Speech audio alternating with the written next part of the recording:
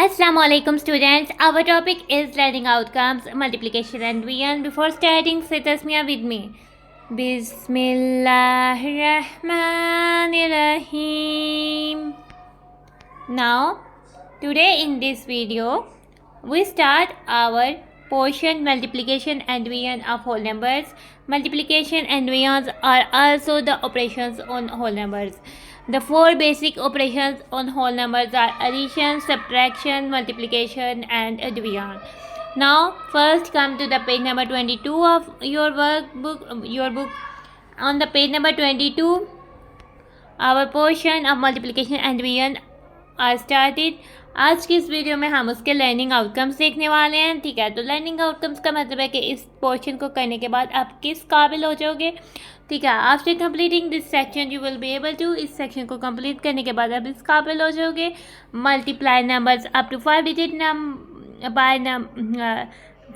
Bye numbers up to 3 digit. ठीक है, आप 3 डिजिट तक 5 डिजिट नंबर को 3 डिजिट नंबर तक मल्टीप्लाई कर सकते हो। मे बी वो 4 डिजिट को आपको 3 डिजिट से करना पड़ जाए, या 5 डिजिट को, 2 डिजिट को, 1 डिजिट को, कितने भी डिजिट को आपको 3 डिजिट, 2 डिजिट या 1 डिजिट नंबर से मल्टीप्लाई करना पड़ जाए तो आप उसको ईजिली कर पाओगे।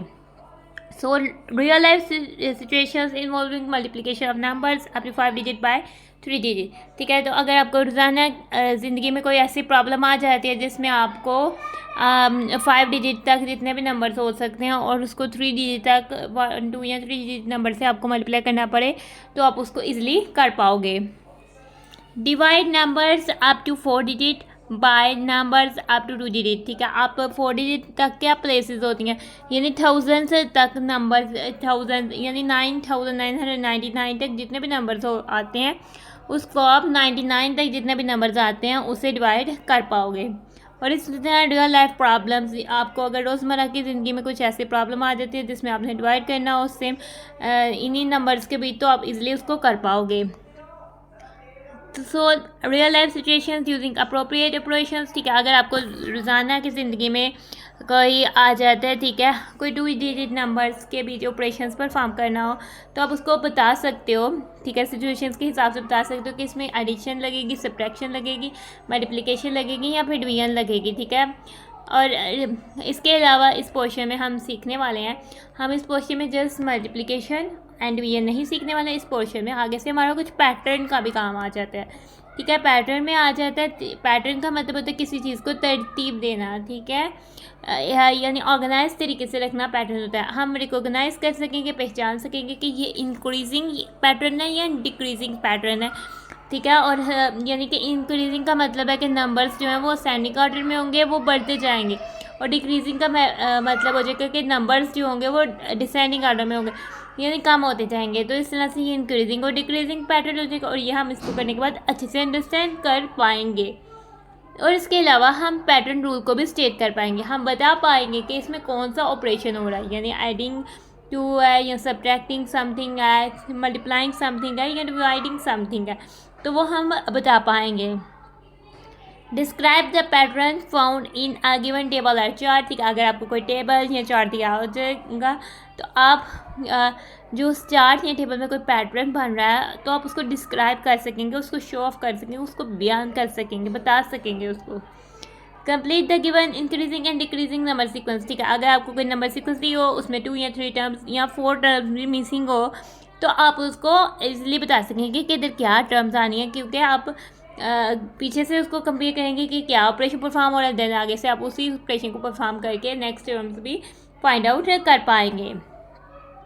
ना अब हम देखते हैं कि इस पोर्शन में हमारे पास किसकी पिक्चर्स बनी हुई है। ये तो हमारे पास सोलर सिस्टम की पिक्चर लग रही है, जिसमें हमारे पास ये सन, मरकरी, वीनस, अर्थ, इधर मार्स होगा, जुपिटर, सैटर्न, यूरेनस और इस तरह से नेपच्यून, और इस तरह से बहुत सारे प्लैनेट्स जो है वो हमें नज़र आ रहे हैं। ठीक है, प्लैनेट्स तो सन के रिवॉल्व अराउंड करते हैं, यानी कि सूरज के गिर्द घूमते हैं। तो हम अपने क्वेश्चन की तरफ आ जाते हैं। इधर हमें एक क्वेश्चन दिया हुआ है, ठीक है, रेवोल्यूशन का मतलब होता है एक चक्कर कंप्लीट करने को 1 रेवोल्यूशन कहते हैं। जैसे कि अर्थ जो है सन के गिर्द एक चक्कर जब कंप्लीट करती है, 1 पूरा राउंड जो कंप्लीट करती है उसको कहते हैं 1 रेवोल्यूशन। ठीक है, the earth completes its revolution around the sun in 365 days approximately. तकरीबन जो होता है ना तकरीबन जो अर्थ है, ज़मीन है जिसमें हम रह रहे हैं, वो सन के गिर्द घूमने में कितना वक्त लगाती है? 365 डेज़। ठीक है, तो इसी वजह से 1 ईयर में 365 डेज़ होते हैं, क्योंकि अर्थ जो है 365 डेज़ लेती है ताकि वो एक रेवोल्यूशन, एक चक्कर कंप्लीट कर ले। यही रीज़न है जिसकी वजह से एक साल में 365 डेज़ होते हैं। ठीक है, 3 ईयर्स में वो इतना लेती है 365 डेज़, और फिर आगे 4th ईयर में वो आगे 366 डेज़ हो जाते हैं। तो इसलिए अप्रोक्सीमेटली कहा हुआ है कि हमने इनको अप्रोक्सीमेटली इतने ही लेती है। ठीक है, एवरेज निकाले जाए तो इतने ही लेती है। ठीक है, in how many days will it complete 3 revolutions, तो कितने डेज़ में वो 3 रेवोल्यूशंस कम्प्लीट करेगी, यानी 3 चक्कर वो तो वो 3 ईयर्स में लगाएगी। यानी अगर हम अब हम इस अपने क्वेश्चन को नोटबुक में नोट डाउन कर लेते, हमने अपने क्वेश्चंस को नोट डाउन कर लेना। ठीक है, अब हमने 3 रेवोल्यूशंस के फाइंड करने हैं, तो हम इसको 3 से मल्टीपल कर देंगे, क्योंकि 3 टाइम 365 करेंगे तो जो आंसर आएगा हम उसको कंसिडर करेंगे। तो सबसे पहले हम अपनी स्टेटमेंट से जनरेट कर लेते हैं। ठीक है, सब the earth completes its revolution, first आ जाएगी हमारी स्टेट। ठीक है, तो सेकेंड स्टेटमेंट हो जाएगी हमारे पास नंबर ऑफ रेवोल्यूशंस,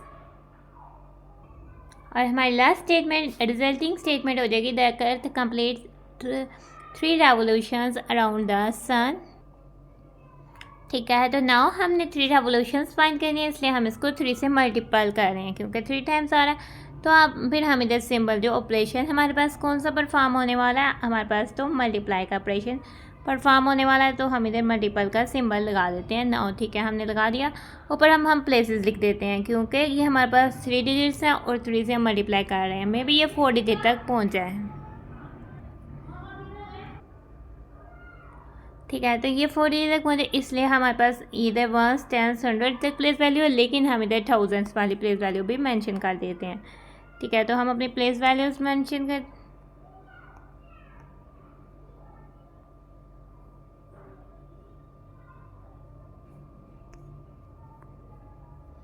ठीक है, तो हम 1000s 100 10s और 1s को मेंशन कर देते हैं। ठीक है, और हमारे पास ये 365 है, तो हम इधर 100 के नीचे से राइट करना शुरू करते हैं, क्योंकि 365 है। ठीक है, और उसको हम मल्टीप्लाई कर रहे हैं जस्ट 3 से, और ये 1s वाली जगह पे आ जाएगा हमारा 3। ठीक है, तो हमने ये फाइंड करना है। अब हम लगा देंगे लाइन। ठीक है, अब हमने जस्ट इसको मल्टीप्लाई करना है। ठीक है, 3 टाइम्स 5, अब हमें टेबल्स जो हैं वो अच्छे से याद होने चाहिए।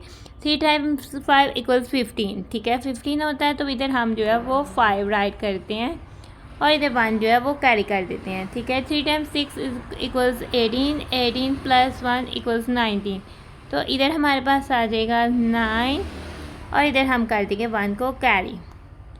3 टाइम्स 3 इक्वल्स 9, 9 + 1 इक्वल्स 10, 10 आ जाएगा।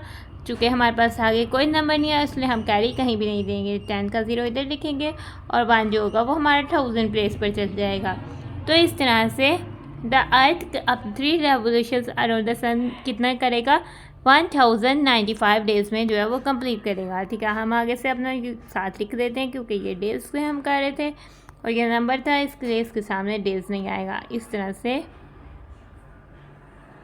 जो अर्थ है वो 1095 डेज़ में अपने 3 रेवोल्यूशंस जो है वो कंप्लीट करेगा। चूँकि हमारे लर्निंग आउटकम्स कंप्लीट हो गए और हमने जो क्वेश्चन दिया हुआ था उसको भी सॉल्व कर दिया है, तो अब हम अपनी वीडियो को कर रहे हैं end. Thanks for watching and stay blessed. Allah हाफिज़।